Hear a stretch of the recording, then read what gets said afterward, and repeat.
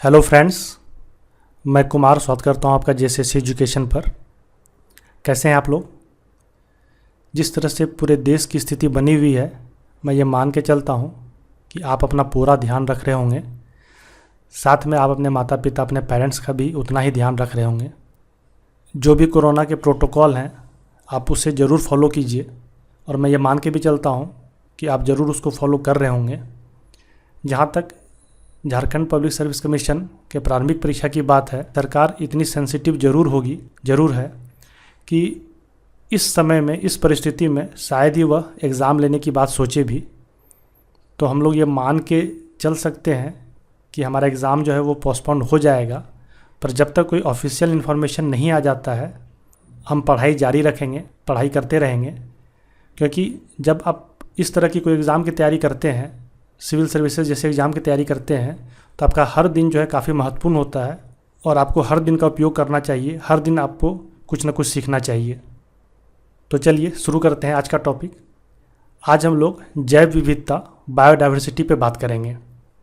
हम लोगों ने इन्वायरमेंटल प्रोटेक्शन, पर्यावरण संरक्षण और क्लाइमेट चेंज, जलवायु परिवर्तन, इन दोनों सब टॉपिक पे बात कर लिया है। आज हम लोग जैव विविधता, इस पे चर्चा करेंगे। मैंने आपको पहले ही बताया था कि किसी भी टॉपिक को बताने से पहले मैं आपको उसका बैकग्राउंड बताऊंगा, जिससे कि आपको वो पूरा का पूरा टॉपिक समझ में आए। और एक सिविल एस्पिरेंट से ऐसी उम्मीद की भी जाती है कि आपको हर टॉपिक के बारे में एक बेसिक नॉलेज तो होगी ही होगी। तो इसीलिए आप सिर्फ रट लें, जैव विविधता से जो क्वेश्चन आ सकते हैं आप सिर्फ उसको रट लें, तो उससे आपका काम नहीं बनेगा। उसके बैकग्राउंड को अगर आप समझेंगे तो आप जब भी न्यूज़पेपर में इससे रिलेटेड कोई आर्टिकल पढ़ेंगे या फिर बुक पढ़ेंगे तो आपको बहुत ही आसानी से इसकी चीज़ें समझ आएगी। तो पहले हम लोग इसके बैकग्राउंड को समझेंगे और फिर साथ में हमारे जेपीएससी प्रारंभिक परीक्षा से रिलेटेड जो भी इम्पोर्टेंट फैक्ट्स होंगे उस पर मैं बात करते चलूँगा। तो आइए शुरू करते हैं। हम लोगों ने इन्वायरमेंटल प्रोटेक्शन पे बात कर ली थी, क्लाइमेट चेंज पे लास्ट लेक्चर में हमने देखा था। आज हम लोग बायोडाइवर्सिटी पे बात करेंगे। मैंने पहले भी आपको कहा था कि अगर आपने पुराना वीडियो नहीं देखा है तो आप पहले वो देख लें।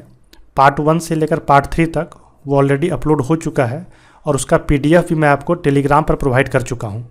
आप उसे पहले देख लें, क्योंकि ये पूरा का पूरा जो टॉपिक है वो एक दूसरे से इंटरलिंक्ड है।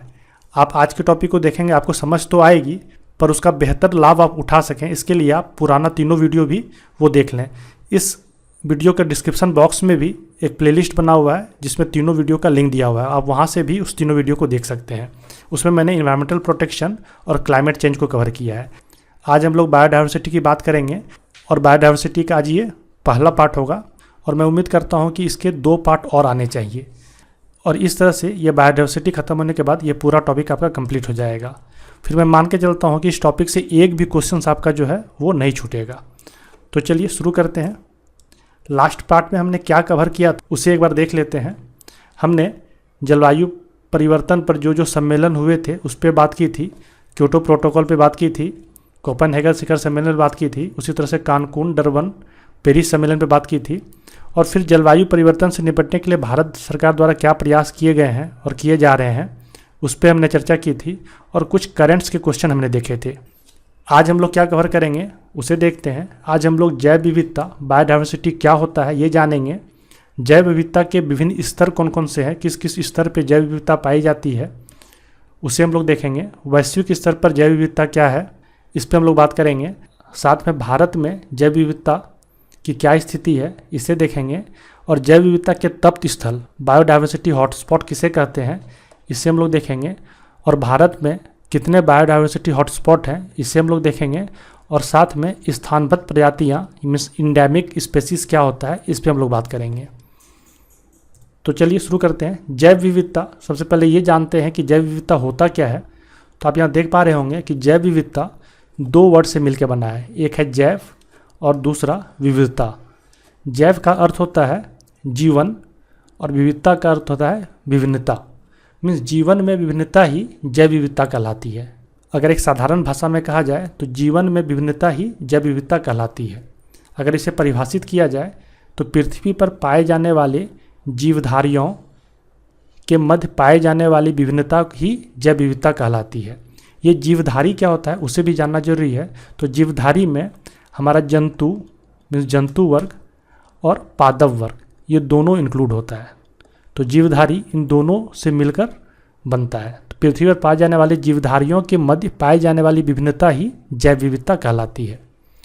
यूएसए के द्वारा एक प्रौद्योगिकी आकलन रिपोर्ट प्रस्तुत किया गया था, उसमें भी जैव विविधता को परिभाषित किया गया था। इस परिभाषा को अगर देखें, यह 1987 में यूएसए के द्वारा दिया गया था। इसमें जैव विविधता को और भी अच्छी तरीके से परिभाषित किया गया है। इसमें कहा गया है कि जीव जंतुओं में पाए जाने वाली विभिन्नता, विषमता तथा पारिस्थितिकी जटिलता ही जैव विविधता कहलाती है। मीन्स 3 वर्ड का इसमें यूज़ किया गया है, विभिन्नता, विषमता और पारिस्थितिकी जटिलता। इन तीनों वर्ड को अलग से समझते हैं कि विभिन्नता क्या होती है। तो आप देखते होंगे कि हर एक प्रजाति एक दूसरे से अलग अलग होती है। मीन्स अगर हम कहें तो मनुष्य एक प्रजाति है, उसी तरह गाय एक प्रजाति है, कुत्ता एक प्रजाति है, हाथी एक प्रजाति है। तो इस तरह से जीव जंतुओं में अलग अलग प्रजाति मौजूद होती है। अब एक ही प्रजाति में आप देखेंगे तो उसमें भी कुछ कुछ अलग अलग गुण पाए जाते हैं। जैसे कि मनुष्य प्रजाति में अगर आप देखेंगे तो उसमें विषमता पाई जाती है। विभिन्नता का अर्थ हुआ कि अलग अलग प्रजातियों को बताना, ठीक है। विषमता का अर्थ है कि एक ही प्रजाति में अलग अलग सदस्य अलग अलग कैरेक्टर को लिए हुए होते हैं। जैसे कि अगर मनुष्य प्रजाति में अगर देखा जाए तो किसी की हाइट छोटी होती है तो किसी का हाइट जो है वो लंबा होता है, किसी की नाक चपटी होती है तो किसी का नाक जो है वो लंबा होता है। तो इस तरह से एक ही प्रजाति में सदस्यों में विषमता पाई जाती है। और तीसरा है पारिस्थितिकी जटिलता। मीन्स कि किसी एक पारिस्थितिकी में कोई एक प्रजाति अगर रह सकता है तो जरूरी नहीं है कि उसी पारिस्थितिकी में कोई अन्य प्रजाति भी रह ले। जैसे कि मछली वो अगर समुद्र में रह सकती है तो उसे आप ज़मीन पर रख देंगे तो वह नहीं रह पाएगी। उसी तरह मनुष्य अगर ज़मीन पर रह सकता है, अगर आप उसे पानी में मछली की तरह छोड़ दें तो वहाँ नहीं रह पाएगा। तो इस तरह से हम कह सकते हैं कि हर एक पारिस्थितिकी का अपना अपना गुण होता है और उसकी अपनी अपनी जटिलता होती है। तो इस तरह से अगर इसे देखें तो जीव जंतुओं में पाई जाने वाली जो विभिन्नता होती है और उसके अंतर्गत जो विषमता होती है और पारिस्थितिकी जटिलता होती है, इसे ही हम लोग संयुक्त रूप से जैव विविधता कहते हैं। ठीक है, उम्मीद करता हूँ कि आप समझ पाए होंगे कि जैव विविधता क्या है, कि ये अलग अलग प्रजाति, उस प्रजाति के अंदर भी विषमता और हर एक प्रजाति का किसी एक पारिस्थितिकी तंत्र में अनुकूलन ही जैव विविधता कहलाती है। ठीक है, अब एक शब्द को हम लोग बार बार यूज़ कर रहे हैं, वो है एक प्रजाति और दूसरा है पारिस्थितिकी तंत्र। इन दोनों वर्ड को हम लोग पहले समझ लेते हैं कि ये है क्या, ताकि जब आगे मैं इसका बार बार यूज़ करूं तो आपको बेहतर तरीके से चीज़ें समझ में आ पाए। पहला है प्रजाति। प्रजाति किसे कहते हैं?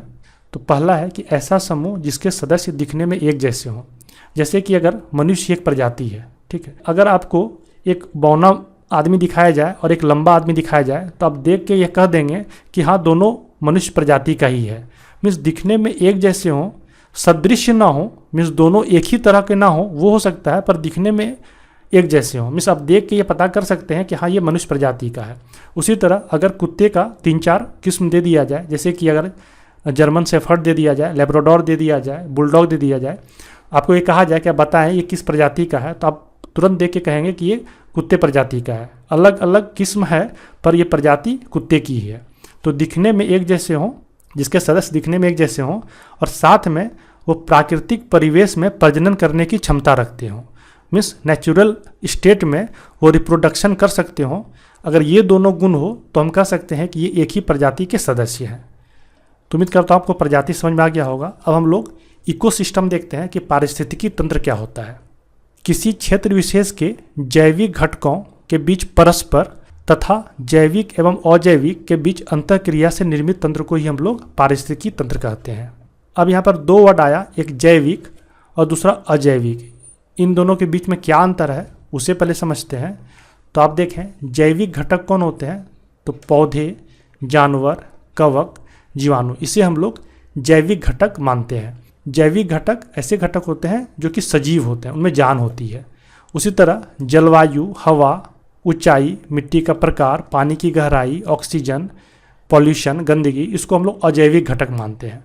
ठीक है, तो आपको कहा गया है कि किसी क्षेत्र विशेष के जैविक घटकों के बीच परस्पर, मीन्स पौधे का जानवर के साथ, पौधे का कवक के साथ, जानवर का जीवाणु के साथ, उसी तरह जैविक एवं अजैविक के बीच, मीन्स पौधे का जलवायु के साथ, जानवरों का हवा के साथ, कवक का मिट्टी के प्रकार के साथ, इस तरह का अगर कोई अंतःक्रिया हो और इस अंतःक्रिया के बाद जो सिस्टम डेवलप होता है, जो तंत्र डेवलप होता है, उसी को हम लोग पारिस्थितिकी तंत्र कहते हैं। मीन्स किसी पारिस्थितिकी तंत्र में जैविक घटक आपस में अंतःक्रिया करते हैं या नहीं तो जैविक घटक अजैविक घटक के साथ अंतःक्रिया करते हैं। तो उम्मीद करता हूँ कि पारिस्थितिकी तंत्र और प्रजाति आपको समझ में आया होगा। हम लोग आगे बढ़ते हैं। अब हम लोग जैव विविधता के स्तर को देखते हैं कि किस किस स्तर में जैव विविधता देखने को मिलती है। तो हम लोग इसे 3 स्तर में बांटते हैं। पहला है आनुवांशिक विविधता, दूसरा है प्रजातीय विविधता और तीसरा है पारिस्थितिक विविधता। आनुवांशिक विविधता को हम लोग जेनेटिक डाइवर्सिटी, प्रजातीय विविधता को स्पीशीज डाइवर्सिटी और पारिस्थितिक विविधता को हम लोग इकोसिस्टम डाइवर्सिटी कहते हैं। तो सबसे पहले आनुवांशिक विविधता को देखते हैं। आनुवांशिक विविधता क्या है?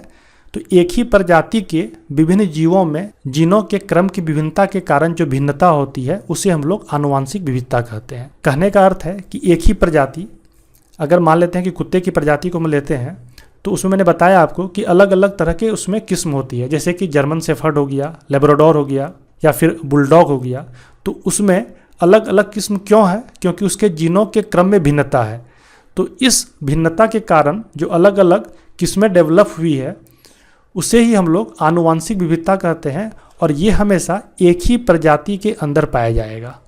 ऐसा नहीं होगा 2 प्रजाति के बीच में आप लोग आनुवांशिक विविधता खोजने लगे। एक ही प्रजाति के अंदर जो अलग अलग जीव रहेंगे, अलग अलग सदस्य रहेंगे, उनके बीच में जो जीनों के क्रम के चलते जो विभिन्नता आएगी उसे ही हम लोग आनुवांशिक विविधता कहते हैं। जैसे आप यहाँ पर देखें, आपको दिखने में सब कुत्ते ही लग रहे हैं, पर चारों में आप देखें तो कुछ ना कुछ अंतर है। ठीक है, तो ये क्यों अंतर है? तो इनके जीनों के क्रम में भिन्नता के कारण ही ये अंतर है और इसे ही हम लोग आनुवांशिक विविधता कहते हैं। उसी तरह से यहाँ पर आप देखें तो यहाँ पर आपको मनुष्य की आंखें दी हुई है। यहाँ पर किसी मनुष्य की आंखें जो है वो ब्लू कलर की है, तो किसी का ब्राउन है, किसी का लाइट ब्लू है, तो किसी का ग्रीन है। तो ऐसा क्यों है? तो इसमें जेनेटिक डाइवर्सिटी है, आनुवांशिक विविधता है। इसी के कारण मनुष्य प्रजाति के अंदर ही उनमें भिन्नता पाई जाती है। ठीक है, तो ये आनुवांशिक विविधता का उदाहरण है। अब आनुवांशिक विविधता का महत्व क्या है? क्यों हम लोग आनुवांशिक विविधता को इतना इम्पोर्टेंस दे रहे हैं? तो बेसिकली बदलते पर्यावरण में ये अनुकूलन में सहायक होता है। मीन्स अगर आनुवांशिक विविधता जितनी ज़्यादा होगी उतना ही ज़्यादा वो जो प्रजाति है उस पर्यावरण में अपने आप को अनुकूल कर पाएगा, अब उस पर्यावरण में एडजस्ट कर पाएगा। मान लेते हैं कि कोई एक किस्म जो है, किसी प्रजाति का कोई एक किस्म किसी पर्यावरण में सूट नहीं कर रहा है या वहाँ पर वो सामंजस्य में नहीं बैठा पा रहा है, तो कोई और जो उसका किस्म होगा वो वहाँ पर सामंजस्य स्थापित कर पाएगा। तो इस तरह से बदलते पर्यावरण में अगर आज मौसम जो है वो गर्म है और किसी एक किस्म के लिए वो गर्म मौसम जो है वो अनुकूल नहीं है, तो हो सकता है किसी दूसरे किस्म के लिए जो वो मौसम है वो अनुकूल हो। तो इस तरह से बदलते पर्यावरण में अनुकूलन में सहायक होता है आपका आनुवांशिक विविधता। साथ में विलुप्त होने का जो खतरा वो कम हो जाता है। किसी एक प्रजाति में जितनी ज़्यादा आनुवांशिक विविधता होगी उसका जो विलुप्त होने का खतरा है उतना कम होगा, क्योंकि कोई ना कोई एक किस्म जो है उसमें सर्वाइव कर जाएगा उस पर्यावरण में। साथ ही एक ही प्रजाति के अलग अलग किस्म होने से उसमें एक नए किस्म का डेवलप होने का जो चांसेस है वो काफ़ी बढ़ जाता है। तो हम कह सकते हैं कि एक प्रजाति के नए किस्मों का जन्म का जो प्रोबेबिलिटी है, संभावना, वो बढ़ जाती है इस आनुवांशिक विविधता के कारण। ठीक है, उम्मीद करता हूँ कि आपको आनुवांशिक विविधता समझ आई होगी। अब हम लोग प्रजातीय विविधता देखते हैं। तो प्रजातीय विविधता या स्पीशीज डाइवर्सिटी क्या होता है? तो किसी क्षेत्र विशेष में पाए जाने वाले जीवों की विभिन्न प्रजातियों की कुल संख्या प्रजातीय विविधता कहलाती है। और यही जो है आपका जैव विविधता का सही परिचायक है। मीन्स वास्तव में जैव विविधता का अर्थ प्रजातीय विविधता से लगाई जाती है। मीन्स प्रजातीय विविधता क्या हुआ कि मनुष्य एक प्रजाति है, कुत्ता एक प्रजाति है, गाय एक प्रजाति है। तो इस तरह से अलग अलग प्रजातियों की कुल संख्या ही आपको प्रजातीय विविधता कहलाती है। तो जितनी ज़्यादा प्रजातीय विविधता होगी वो जैव विविधता उतना ही ज़्यादा सर्वाइव कर पाएगा। ठीक है, जैसे आप देखें यहाँ पर कि इस इकोसिस्टम में अलग अलग प्रजाति है, जैसे कि सर्प प्रजाति है, उसी तरह से हाथी की प्रजाति है, कुछ फ्लोरा है, कुछ फौना है, मीन्स कुछ प्लांट्स भी है, फूल भी है, फ्लावर भी है। उसी तरह से कुछ अलग तरह के सरीसृप भी हैं। ठीक है, तो अलग अलग प्रजाति इस इकोसिस्टम में मौजूद है। तो इस तरह का जो इकोसिस्टम होता है वो काफ़ी इनरिच होता है, काफ़ी समृद्ध होता है, और इस तरह का इकोसिस्टम सर्वाइव करने का चांसेस इस इकोसिस्टम का काफ़ी ज़्यादा होता है। ठीक है, तो प्रजातीय विविधता का महत्व क्या है? प्रजातीय विविधता किसी भी पारिस्थितिकी तंत्र के संतुलन की मापक इकाई है। मीन्स जितनी ज़्यादा प्रजातीय विविधता होगी उस पारिस्थितिकी तंत्र का संतुलन उतना ज़्यादा होगा। ठीक है, यह पारिस्थितिकी तंत्र के समृद्धि और स्थायीपन का सूचक है। मीन्स जितना ज़्यादा पारिस्थितिकी तंत्र में प्रजातीय विविधता होगी वो उतना ज़्यादा इनरिच होगा और उतना ज़्यादा वो सस्टेन कर पाएगा। ठीक है, मैंने अभी बताया कि पारिस्थितिकी तंत्र जितना ज़्यादा डाइवर्सिफाई हो वो पारिस्थितिकी तंत्र उतना ही ज़्यादा सस्टेन करता है। ठीक है, क्योंकि वहाँ पर हर तरह के जीव पाए जाते हैं, हर तरह के जंतु पाए जाते हैं, हर तरह का पादप पाया जाता है, तो यह चीज़ उस पारिस्थितिकी तंत्र को उतना ज़्यादा मजबूत बनाता है। पारिस्थितिकी तंत्र जितना समृद्ध होगा वो उतना ज़्यादा उत्तरजीवित होगा, मीन्स उतना ज़्यादा वो सर्वाइवल कर पाएगा। एक और आप इम्पॉर्टेंट फैक्ट आप याद रखें कि पृथ्वी पर जो सूक्ष्म जीवों की संख्या है और उसका विविधता जो है वो अन्य जीवों के मुकाबले कई गुना अधिक है। मीन्स जो सूक्ष्म जीव हैं वो काफ़ी ज़्यादा दिनों तक सर्वाइव करते हैं और इनके बीच की जो विविधता होती है वो काफ़ी ज़्यादा होती है अन्य जीवों के मुकाबले।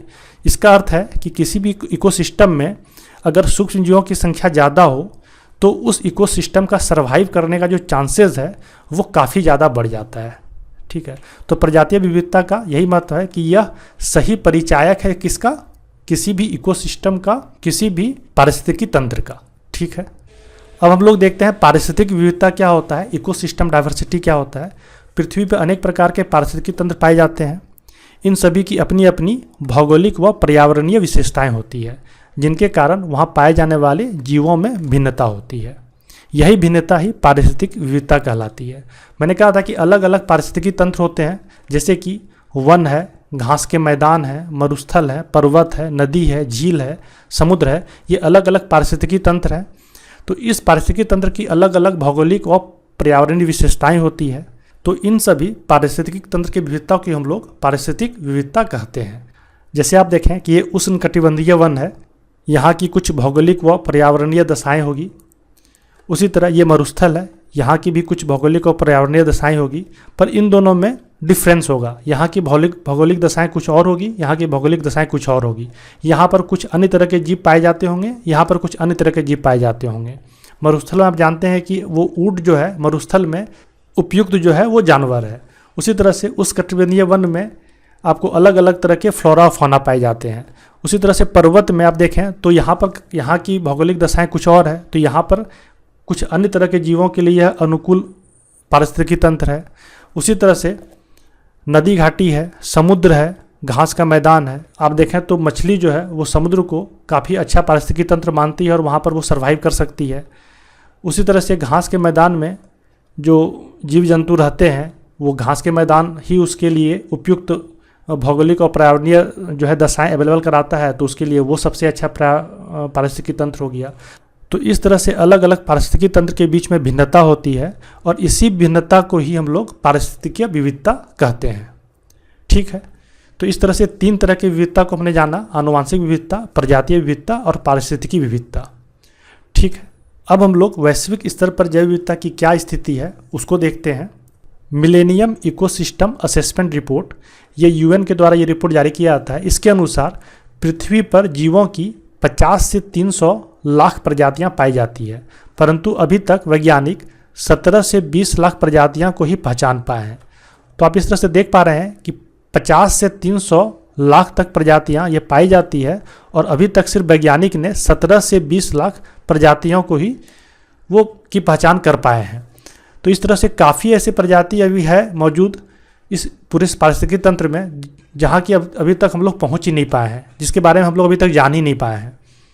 ठीक है, तो पृथ्वी पर जैव विविधता का वितरण असमान है और भूमध्य रेखा पर सबसे ज़्यादा जैव विविधता पाई जाती है, पर जैसे जैसे भूमध्य रेखा से दूर होते जाते हैं जैव विविधता कम होती जाती है। तो हम ये देखते हैं कि भूमध्य रेखा कौन सा है। मैं मान के चलता हूँ कि आपको भूमध्य रेखा पता होगा क्या है, फिर भी एक बार हम लोग ग्लोब में देखते हैं कि ये जो बीचों बीच जो ये लाइन है इसे हम लोग इक्वेटोरियल लाइन या भूमध्य रेखा कहते हैं। तो भूमध्य रेखा की दोनों छोर में मीन्स इस रीजन की मैं बात कर रहा हूँ, यहाँ पर सबसे ज़्यादा जैव विविधता पाई जाती है। ऐसा इसीलिए क्योंकि यहाँ पर वर्षा की मात्रा सबसे ज़्यादा होती है और इसको हम लोग उष्णकटिबंधीय प्रदेश के नाम से भी जानते हैं। तो यहाँ पर सबसे ज़्यादा आपका जैव विविधता पाया जाता है। और जैसे जैसे हम लोग उत्तर की तरफ या फिर दक्षिण की तरफ हम लोग बढ़ते हैं, मीन्स पोल की तरफ बढ़ते जाते हैं, आपका जैव विविधता जो है वो कम होने लगता है। तो सबसे ज़्यादा जैव विविधता आपका इस भूमध्य रेखा के आसपास के क्षेत्रों में पाया जाता है और जैसे जैसे हम लोग ध्रुव की तरफ आगे बढ़ते हैं जैव विविधता जो है वो कम होती जाती है। तो इस उष्णकटिबंधीय क्षेत्र की कुछ विशेषताएं हैं, उसे हम लोग देखते हैं। तो ये जो उष्णकटिबंधीय प्रदेश है इसमें कौन कौन से रीजन आते हैं, तो मध्य और दक्षिण अमेरिका, अफ्रीका और पूर्वी एशिया का भाग ये जैव विविधता से समृद्ध है क्योंकि यह उष्णकटिबंधीय क्षेत्र में ये पड़ता है। ठीक है, अगर आप देखेंगे तो ये आपका मध्य अमेरिका है, ये आपका दक्षिण अमेरिका का कुछ भाग है, ये अफ्रीका का कुछ भाग है और इसी तरह से ग्लोब में पूरा वो दिख नहीं पा रहा है, पर जो पूर्वी एशिया जो है उसका कुछ भाग जो है वो उष्णकटिबंधीय प्रदेश में आता है। तो ये प्रदेश जो है जैव विविधता की दृष्टि से काफ़ी समृद्ध है। यहीं पर अधिकांश उष्णकटिबंधीय वन पाए जाते हैं। ठीक है, जैसे अमेजन वन, आप देखेंगे कि इस साउथ अमेरिका के नॉर्थ में अमेजन वन पाया जाता है, जिससे कि यह माना जाता है कि पूरे पृथ्वी पर सबसे ज़्यादा जैव विविधता इस अमेजन वन की ही है। ठीक है, तो आप इसे याद रखेंगे कि अमेजन वन की जैव विविधता पूरे विश्व में सबसे ज़्यादा है। अब उष्णकटिबंधीय क्षेत्र जो है वो पूरे पृथ्वी के कुल क्षेत्रफल का केवल 7% है। इस पूरे पृथ्वी के क्षेत्रफल का देखें तो ये क्षेत्र जो है सिर्फ 7% है, पर पूरे विश्व की 2/3 वनस्पति प्रजातियां यहाँ पाई जाती है। तो इस तरह से कहा जा सकता है कि जैव विविधता की दृष्टि से ये काफ़ी महत्वपूर्ण क्षेत्र है, क्योंकि 7% का क्षेत्रफल रहते हुए भी पूरे विश्व के वनस्पति प्रजातियों का 2/3 वनस्पति प्रजाति इसी क्षेत्र में पाया जाता है। मिस यूँ कहें तो 67% वनस्पति प्रजातियाँ इस क्षेत्र में पाई जाती है। यहाँ कशेरुकी प्राणियों की 30% प्रजातियाँ पाई जाती है। कशेरुकी प्राणी क्या होता है, जिसमें रीढ़ की हड्डी होती है। तो ऐसे प्राणियों की 30% प्रजातियाँ इस उष्णकटिबंधीय क्षेत्र में पाई जाती है। यहाँ कीटों की 90% प्रजातियाँ ये पाई जाती है। ये सब डेटा आपके जेपीएससी एग्ज़ाम के पॉइंट ऑफ से उतना इंपॉर्टेंट नहीं है, पर मैं आपको इसलिए बता रहा हूँ कि आप ये समझ पाएँ कि ये उष्णकटिबंधीय क्षेत्र जैव विविधता की दृष्टि से कितना महत्वपूर्ण है। ठीक है, आपके मेंस में भी एक पेपर है, शायद पेपर 6 है या 4 है, उसमें बायोडाइवर्सिटी का एक टॉपिक दिया हुआ है। तो आपके मेंस एग्ज़ाम की दृष्टि से ये सारे फैक्ट्स काफ़ी इंपॉर्टेंट हो जाते हैं। तो आप इसे ध्यान में रखेंगे ताकि जब आप मेंस के लिए अपियर होंगे तो ये सारे पॉइंट आप लिख सकते हैं, अगर आपको वैश्विक स्तर पर जैव विविधता के बारे में पूछता है तो। अब एक रिपोर्ट जारी किया गया था पर्यावरण एवं वन मंत्रालय के द्वारा 1999 में। इसमें यह कहा गया था कि जंतु विविधता पादप विविधता से अधिक है। तो इस बात को आप याद रखेंगे कि जो विश्व में जंतु की विविधता है वो पादप विविधता से अधिक है। अब जंतु जगत में अलग अलग प्रजाति पाई जाती है, तो आपसे पूछा जा सकता है एग्जाम में कि किस प्रजाति का जो संख्या है जंतु जगत में वो सबसे ज़्यादा है। तो आप ये कहेंगे कि अर्थोपोडा नाम की जो प्रजाति है उसकी संख्या सबसे अधिक है। उसी तरह सबसे कम अगर पूछा जाए तो वो हो जाएगा प्रोटोकार्डेटा। इन दोनों का आप याद रखेंगे कि जंतु जगत में किस प्रजाति की संख्या सबसे ज़्यादा है तो अर्थोपोडा, और किस प्रजाति की संख्या सबसे कम है तो प्रोटोकार्डेटा। ये आपका जेपीएससी के पॉइंट ऑफ व्यू से भी काफ़ी इंपॉर्टेंट सवाल है। उसी तरह से हम लोग पादप जगत में देखते हैं कि पादप जगत में भी भिन्न भिन्न प्रजाति पाई जाती है। तो सबसे ज़्यादा जो संख्या किस प्रजाति का है तो वह एंजियोस्पर्म और सबसे कम जिम्नोस्पर्म। तो आप इसे याद रखेंगे, कितना है संख्या वो आपके लिए इंपॉर्टेंट नहीं है।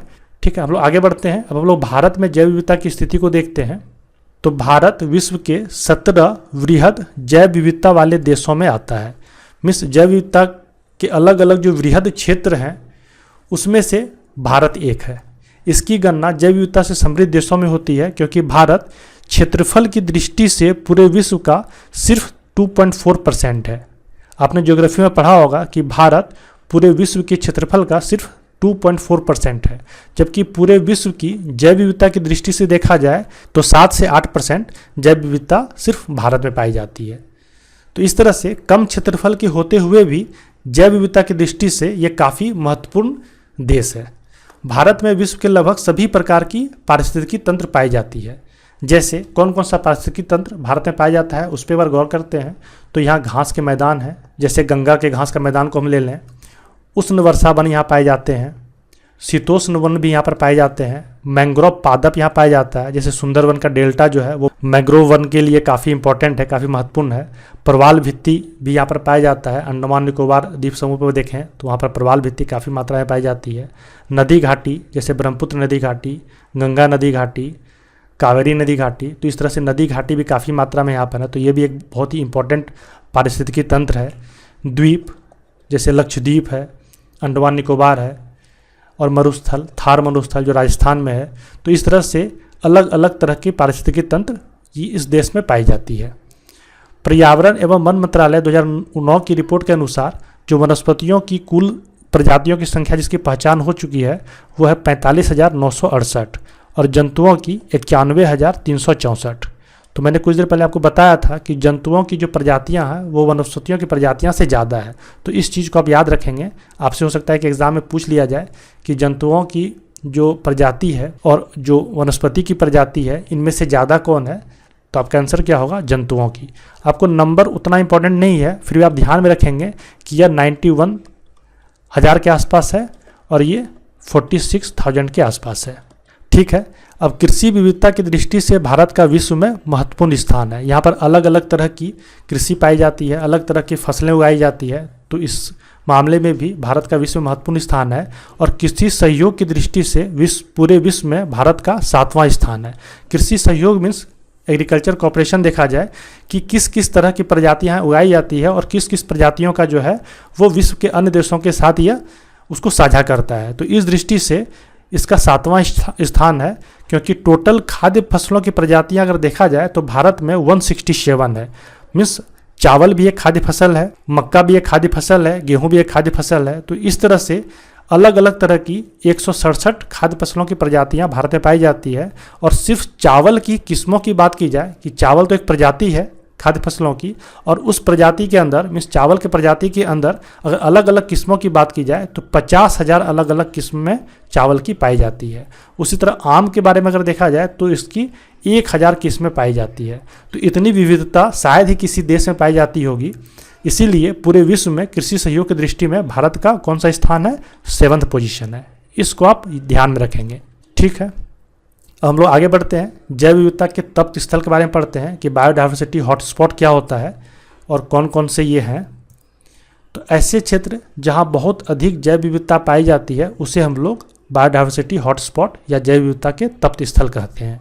इस अवधारणा को सबसे पहले ब्रिटिश पारिस्थितिकीविद नॉर्मन मेयर्स ने प्रस्तुत की थी। कब? 1988 में।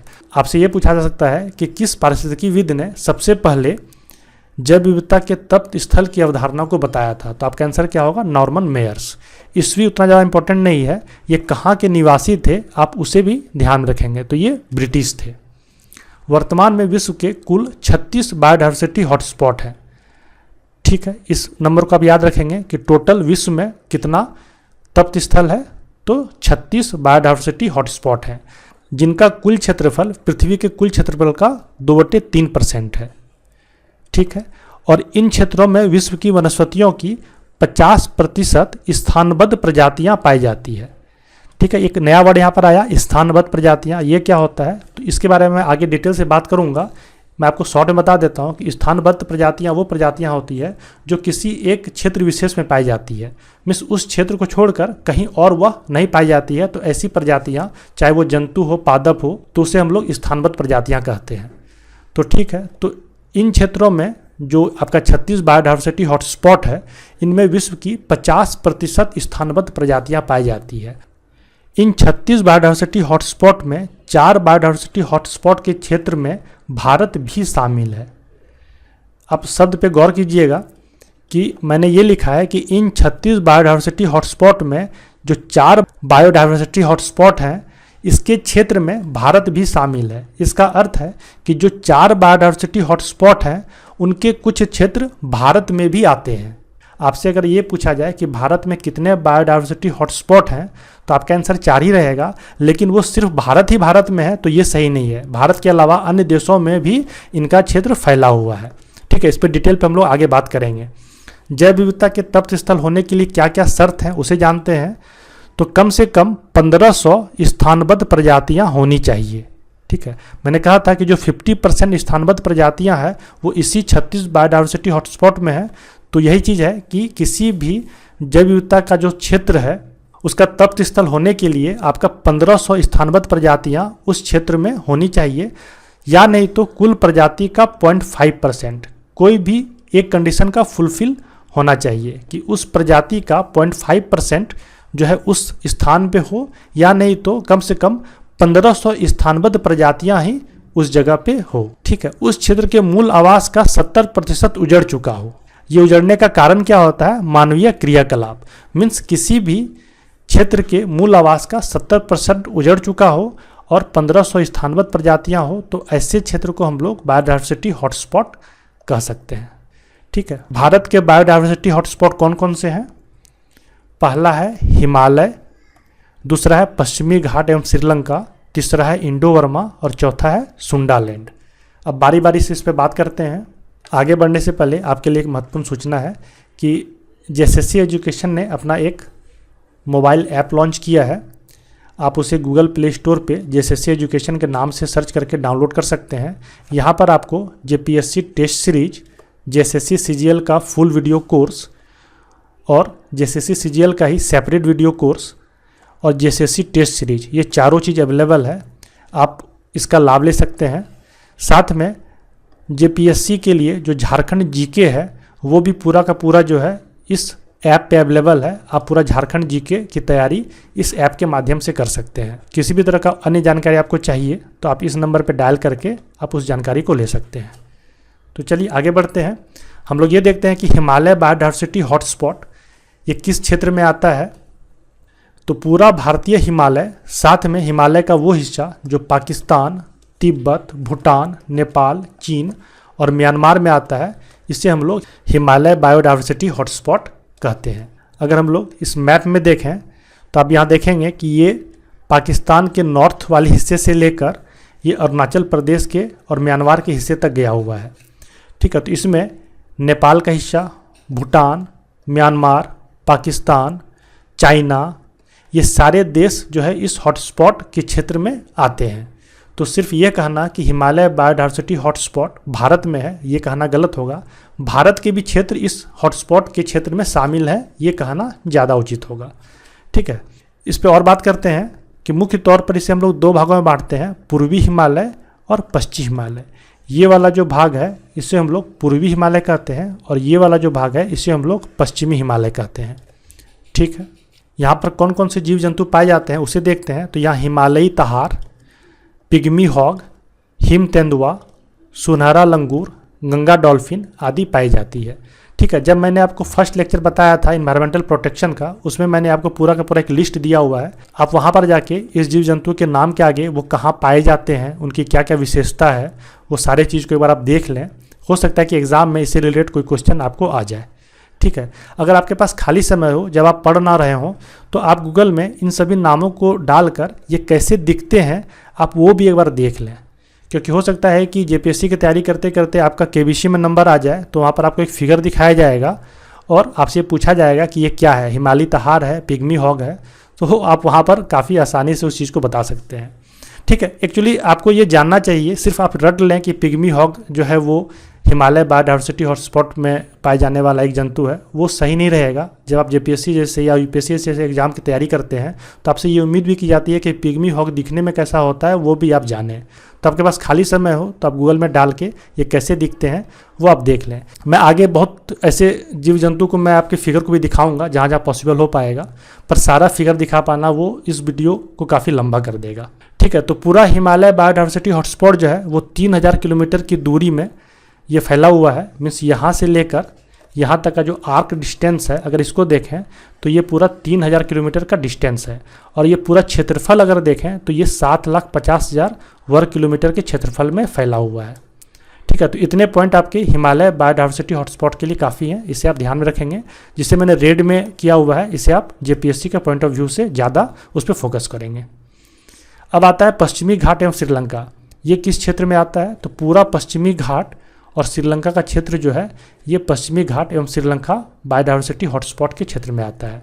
फिगर में देखें तो यहाँ से मीन्स गुजरात से लेकर अगर केरला तक आए तो ये पूरा जो क्षेत्र है, तमिलनाडु का भी कुछ हिस्सा इसमें आ जाता है, ये आपका पश्चिमी घाट में आता है, और साथ में श्रीलंका, ये दोनों एरिया को मिलाकर हम लोग पश्चिमी घाट एवं श्रीलंका बायोडाइवर्सिटी हॉटस्पॉट के नाम से जानते हैं। ठीक है, 1600 किलोमीटर की दूरी में ये फैला हुआ है, मीन्स यहाँ से लेकर यहाँ तक का जो दूरी है ये 1600 किलोमीटर है, और पूरा जो एरिया है वो है 1,60,000 किलोमीटर स्क्वायर।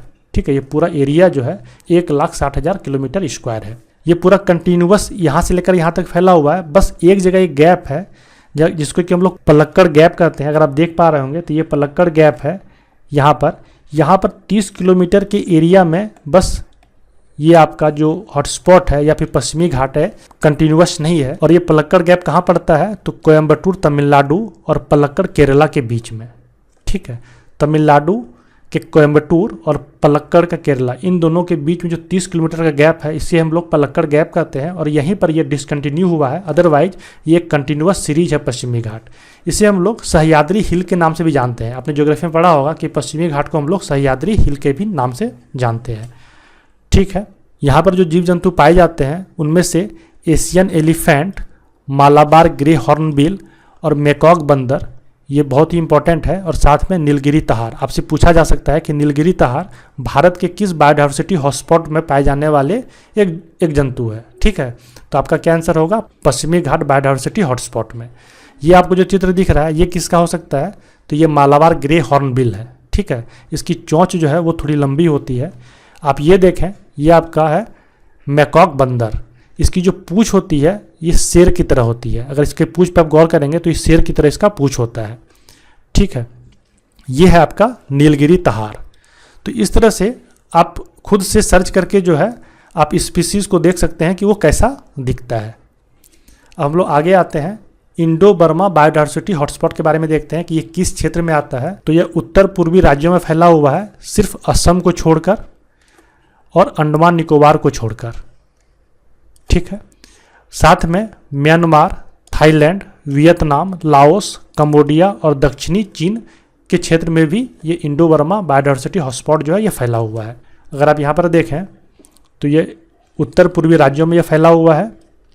अंडमान निकोबार अगर देखेंगे तो यहाँ पर इसका क्षेत्र नहीं आता है, और म्यांमार, लाओस, थाईलैंड, कंबोडिया और वियतनाम के क्षेत्र में भी ये फैला हुआ है। ठीक है, आप ये बात ध्यान में रखेंगे कि असम राज्य जो है इस बायोडाइवर्सिटी हॉटस्पॉट के क्षेत्र में नहीं आता है। आपसे पूछा जा सकता है, आपको 4 ऑप्शन दे दिया जाएगा, 4 स्टेट का नाम दे दिए जाएंगे, जैसे कि असम, त्रिपुरा, मेघालय, मिजोरम, और आपसे ये पूछा जाएगा कि इंडो बर्मा बायोडाइवर्सिटी हॉटस्पॉट के क्षेत्र में कौन सा राज्य शामिल नहीं है, तो वो असम नहीं है। उसी तरह अंडमान निकोबार भी इस हॉटस्पॉट में शामिल नहीं है।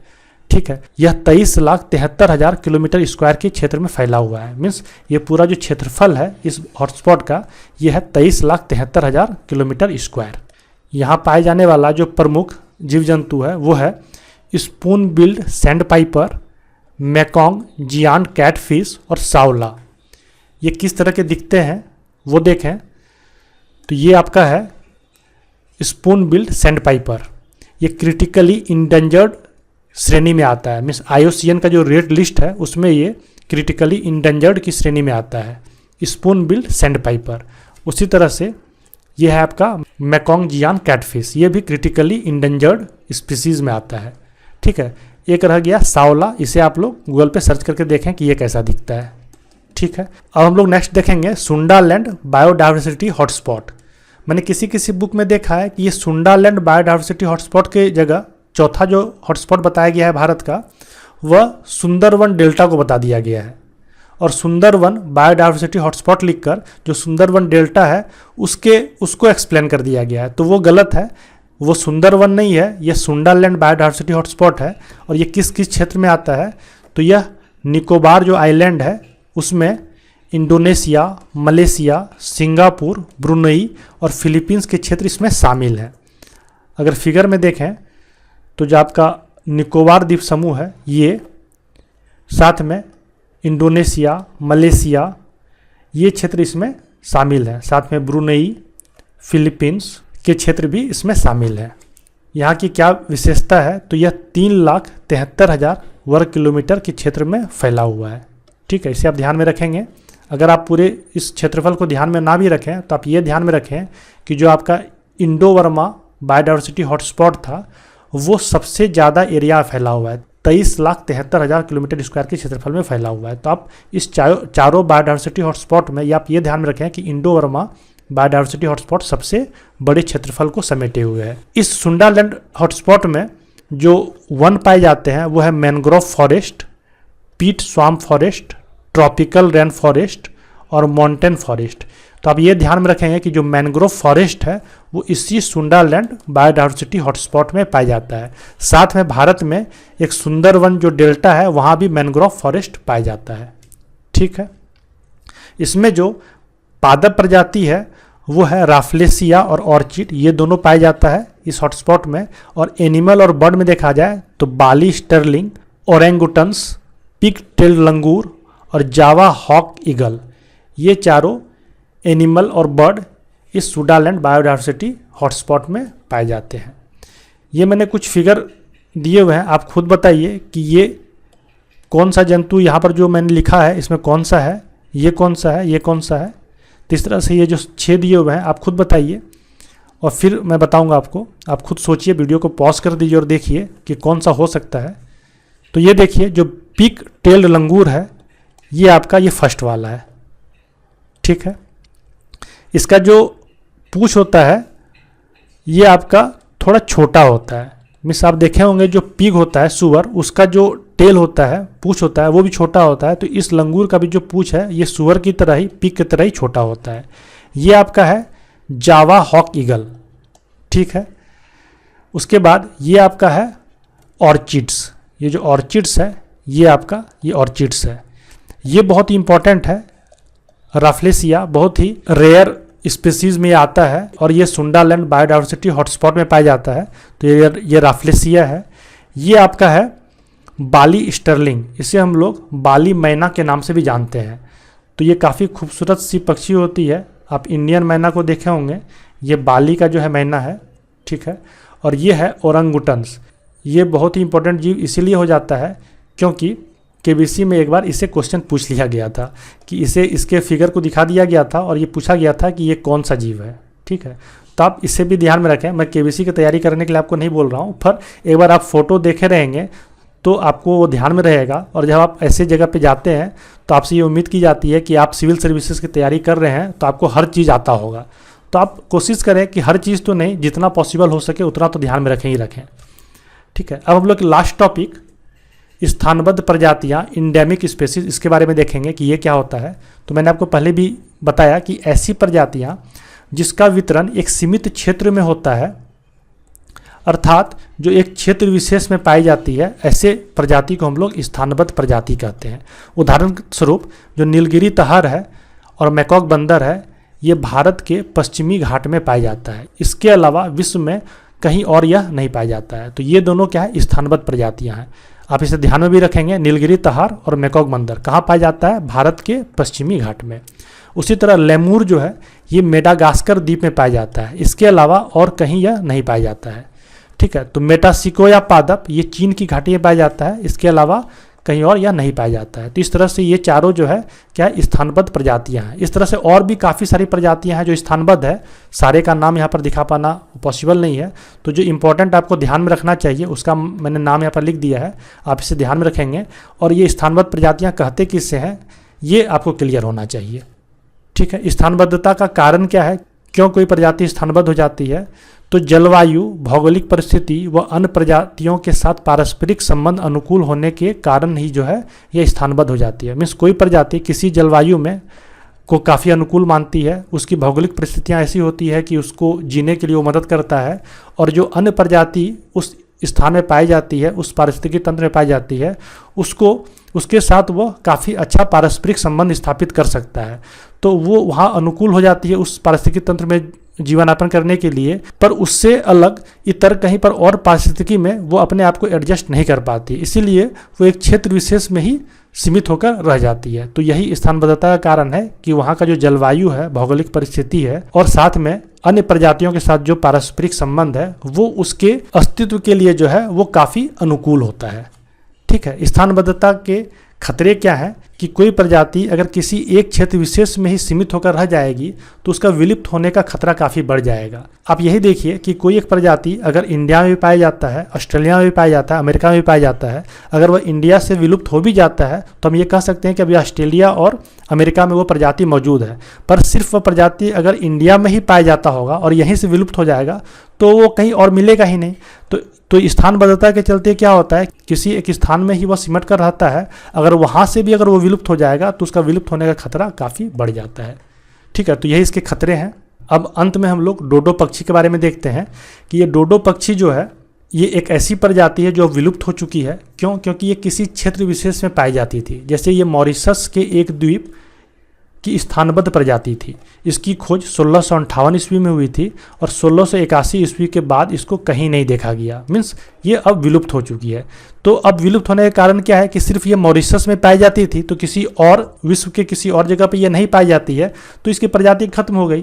तो स्थानबद्ध प्रजाति के साथ एक यही खतरा हो जाता है कि इसकी विलुप्त होने की संभावना काफ़ी बढ़ जाती है। और विलुप्तता का सबसे जो महत्वपूर्ण कारक क्या होता है? मानव गतिविधि और शिकार। तो आज हम लोग यहीं पर ख़त्म करते हैं। अगले टॉपिक में हम लोग इसको और आगे बढ़ाएंगे। आपको ये वीडियो कैसा लग रहा है आप कमेंट बॉक्स में ज़रूर बताएं। आपने पिछले वाले वीडियो में बताया था, इससे हमें काफ़ी प्रोत्साहन मिलता है और हमें ऐसा लगता है कि हम जो बता पा रहे हैं उससे काफ़ी लोग जो है लाभान्वित हो रहे हैं। साथ में आप इसे शेयर भी करें, क्योंकि आप जब तक शेयर नहीं करेंगे तो ज़्यादा से ज़्यादा लोगों तक ये पहुँच नहीं पाएगा। साथ में हमें भी ये इनकरेजमेंट मिलता है कि ज़्यादा से ज़्यादा लोग पढ़ रहे हैं, ज़्यादा से ज़्यादा लोगों को ये लाभ हो रहा है। हमें और भी अच्छा वीडियो बनाना चाहिए और जल्दी से हम लोग बना के डालें ताकि ज़्यादा से ज़्यादा लोग कम से कम समय में इस पूरे चीज़ों का लाभ उठा सकें और कहीं ना कहीं उनको ये एग्ज़ाम में जो है वो लाभ पहुंचाए। तो ठीक है, मिलते हैं अगले क्लास में, बने रहिए हमारे साथ।